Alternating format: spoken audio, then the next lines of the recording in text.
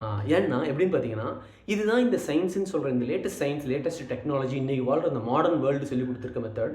இதையே நம்ம சித்தர்கள் எப்படி அப்ரோச் பண்ணாங்க? நம்மளுடைய ஆசீர்வாத சித்தர்கள், நம்மளோட ஆசீர்வாத கடவுளர்கள் எப்படி வந்து அத அப்ரோச் பண்ணாங்க? அப்படிங்கிறத நம்ம இனிமேட்டு பார்க்கலாம். ஓகேங்களா? ஆம். நம்ம இப்ப பண்ற சயின்ஸ் அண்ட் டெக்னாலஜி பார்த்தீங்க அப்படின்னா, முள்ளு செடிய நல்லா வளர விட்டுட்டு, அப்புறமா ஜேசிபி வச்சு நோண்டுற மாரி தான் இது. இது எவ்வளோ டிஃபிகல்ட் அப்படிங்கிறத நீங்க புரிஞ்சுக்கோங்க. இதே நம்மளோட சித்தர்களுடைய அப்ரோச், அவங்களுடைய மெத்தடாலஜி எப்படின்னு பார்த்தீங்க அப்படின்னா, வர்றதுக்கு முன்னாடியே சால்வ் பண்ணணும். Prevention is better then cure அப்படின்றது தான். வர்றதுக்கு முன்னாடியே ரூட் காஸ்லயே கண்டுபிடிச்சு அடிக்கணும். அப்படி அடிச்சிட்டோம்னா, இந்த பிரச்சனையே வராது. நீங்க டெய்லியும் அந்த முள்ள போட்டு நோண்டிக்கிட்டே இருக்க வேண்டிய அவசியம் இல்ல. எப்பா நீ விதை நடும்போதே விதையில முள்ளு விதைய பார்த்து எள்ளு எடுத்து போட்டுட்டு நீ மத்தத எடு அப்படின்றோம்னா, விதை எடுத்து போடுறது ஈஸி தானே உங்களுக்கு. அந்த மாதிரியான சொல்யூஷன் குடுக்குறது தான் நம்ம சித்தர்கள்.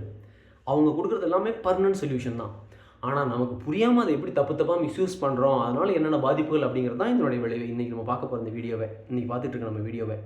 இந்த எல்லாத்துக்கும் இந்த இப்ப நான் சொன்ன இந்த பிறப்பு பிறப்பு சம்மந்தமா இந்த இந்த குறைபாடுகள் ஏற்படுறதுக்கு முக்கியமான காரணம் என்ன அப்படின்னு நீங்க பார்த்தீங்க அப்படின்னா, அமாவாசை. அது எப்படி? அமாவாசையா? இது என்ன புது கதையா இருக்கே அப்படின்னு நினைக்காதீங்க. அமாவாசை